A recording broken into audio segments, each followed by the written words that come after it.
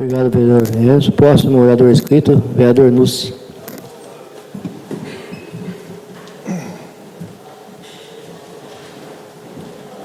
Presidente Éder, vereadores e vereadora, pessoas que nos acompanham através das diferentes mídias.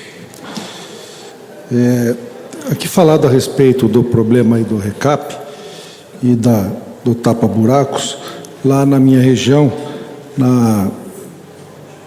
a rua Oswaldo Russo Júnior, a rua Pedro Meneguim, as ruas Avenida Emílio Pacanhala e as ruas paralelas a esta, foi feito um grande serviço de tapa-buraco. E eu tenho andado muito por aquela região, que é onde eu faço compra quase que diariamente, e por onde eu passo eu tenho visto um tapa-buraco muito grande. Mas realmente alguns setores de recap não foram feitos. Eu espero que o secretário Celso Canassa consiga executar esse trabalho, visto que eles têm corrido a cidade inteira, feito um trabalho insano, com muita eficiência, com toda a sua equipe lá da Secretaria de Obras. Eles não têm deixado realmente a cidade desassistida. Eu faço um elogio a eles, toda a sua equipe lá da Secretaria de Obras, por esse trabalho muito grande feito em nossa cidade. Com relação ao que foi falado, as taxas e impostos, principalmente para a anistia, eu fico um pouquinho preocupado com a anistia. Eu acho que anistia e isenção, nós temos que fazer uma separação daquelas pessoas que não podem pagar por qualquer tipo de problema, seja desemprego, seja por doença, seja por inadimplência pessoal. Mas me preocupa muito quando essa anistia ela é geral. Porque, com certeza, dentro dessas pessoas que não pagam, tem pessoas que podem pagar. Tem empresas, tem comércio, que tem arrecadação suficiente para pagar. Eu penso que, quando se dá anistia para quem não paga, se estimula que no próximo ano mais gente não pague. Eu fico muito preocupado com a anistia. Agora, na reunião com o prefeito outro dia, foi falado que existe ações que já não tem mais jeito de serem cobradas, que os valores foram ficando defasados e o custo dessas ações é mais alto do que o dinheiro a ser recebido. Então, nesses casos, eu entendo que até possa se abrir mão, afinal de contas, se fica mais caro fazer o trabalho de recuperação do que o valor a ser recebido, realmente fica impossível de executar. Então, eu faço até uma outra sugestão, senhor prefeito. Se há que dar anistia para quem não paga, vamos dar um prêmio, então, para quem paga, né? Vamos fazer algum tipo de incentivo para que se pague, né? Que se faça, em primeiro lugar, tarifas maiores para quem pode ou menores para quem não pode, se isso for possível. Enfim, o que se importa é que cada um contribua com a sua comunidade que vive. Nós temos uma comunidade, um condomínio, para dizer assim, que é a nossa cidade. Cada um contribui. Quem tem mais contribui com mais, quem tem menos contribui com menos. E quem não pode, não contribui com nada. Não há problema nenhum. O que não pode é dar anistia para quem pode. Aí fica ruim. Aí incentiva aquele que quer pagar e fala, mas meu vizinho não paga. E ainda mais ele foi anestesiado, por que eu vou pagar? Aí se cria uma coisa crônica, uma doença crônica nesse problema de taxas e impostos.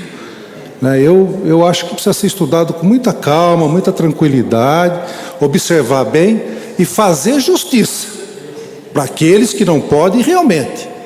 Mas aqueles que podem, gente, esse deve ser executado até o final, se for o caso, até numa proposição de se fazer o protesto em cartório desses indivíduos, que têm condições, que têm patrimônio, mas não pagam por um motivo ou outro. Então, tem que ser feito com mais rigor essa cobrança e se dividir aqueles que podem e aqueles que não podem realmente pagar. Com relação àquele pessoal que veio fazer o protesto, eu acho que daquilo que eles apresentaram aí, tem algumas coisas que podem ser dadas assim, essas passagens de benefício para estudantes, para aquelas pessoas que estão executando, não só os curriculares, como também aqueles que fazem, no esporte já existe, mas enfim, outro tipo de atividade de aprendizado, que seja teatro, que seja música, enfim. Eu acho que isso é muito bem-vindo e muito bem suscetível de acontecer. Eu só me preocupo um pouquinho com a baixa do valor da passagem. Eu não sei se isso torna a empresa viável. Eu não sei se isso faz com que a empresa possa reinvestir no próximo ano. Talvez nós, vereadores, levantarmos o balanço da empresa para verificar se realmente 2,50 vai ser possível no futuro fazer a reposição dos equipamentos que ela faz necessário, principalmente para dar qualidade no transporte público. Você concede uma parte do... Pois não. Obrigado, vereador Nussi. Rapidamente, eu fiz um estudo do exercício de 2012 da SMTCA. Ela teve um lucro de mais de 1 milhão com a passagem a 2,20. Sim. Lógico que a gente também tem o entendimento que esse valor tem que ser investido, mas de repente dá para fazer um esforço para voltar para 2,20, porque se compararmos em São Paulo é R$3 e anda num raio de 15, 20 quilômetros, e aqui é 2,50 e a gente fica de 5 a 10 minutos no ônibus. Só uma reflexão. Obrigado pela parte, vereador. Sim, é que o senhor não está contando que já houve aumento de salário esse ano, né? Então, precisa contar isso nesses valores. E também, São Paulo são empresas privadas. Aqui é diferente, aqui é uma empresa do município e você trabalha com funcionários públicos. Então, é um pouco diferente. Eu te garanto que o custo dessas empresas de São Paulo vai ser 20% ou 30% menor que a empresa de Araras. E eu acho importante que ela seja municipal. Eu acho muito importante, sou autor, um outro vereador que já não está mais nessa casa, de um projeto que proíbe a privatização da empresa de transporte, porque eu acho que o transporte é uma obrigação do Estado, né? Quem usa é o trabalhador, é o estudante, a mãe de família, e a prefeitura faz já o repasse para essa empresa, na verdade, com essas passagens de benefício. Então, o próprio poder público ajuda com que essa empresa possa se manter. Com relação aos ACT, conversei sexta-feira aqui já relatado pelo vereador professor D, nós entendemos que a prefeitura deva ter professores suficientes. É claro que ela vai eventualmente necessitar de um ACT em pequeno número, para fazer uma cobertura daquele professor que por um acaso, por um motivo ou outro, esteja afastado de suas funções. Mas que ela tem que ter, a prefeitura tem que ter professores suficientes, em primeiro lugar, e alguns para cobrir, né? Para cobrir essa eventual folga ou eventual falta de professor ou outro, e se possa ter o número menor possível de ACTs. Afinal de contas, é um trabalho temporário, né? Não apresenta realmente os mesmos direitos daquele efetivo que prestou concurso, que é efetivado em sua função. Então, começa a aparecer esses conflitos entre aqueles que vêm prestar um serviço temporário e aqueles que são efetivados por concurso em sua função. Existe uma diferença entre eles, existe uma diferença não só com relação a seus direitos, também, mas em compensação há uma igualdade nos seus deveres.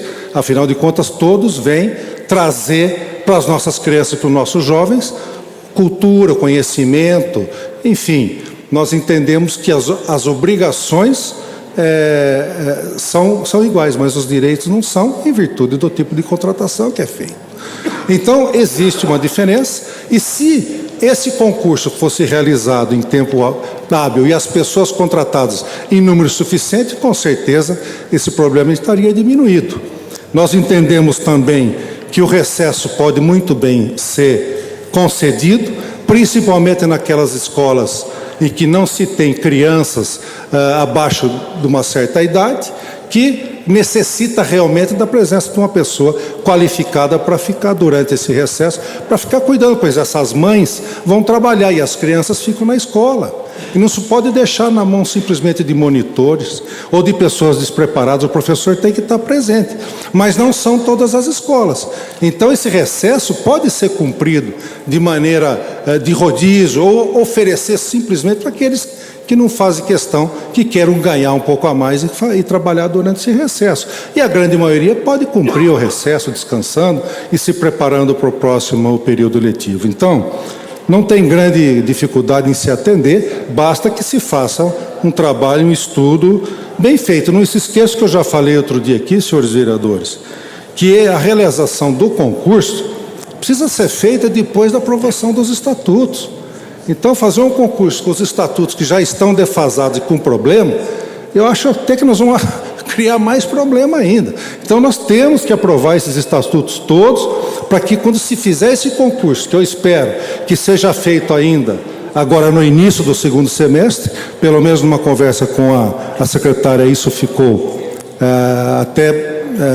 da parte dela como tomado como compromisso. Eu acho que a partir do momento que esses estatutos estiverem todos bem definidos, eu acredito que essa situação dos ACT será resolvida com bastante tranquilidade. Muito obrigado.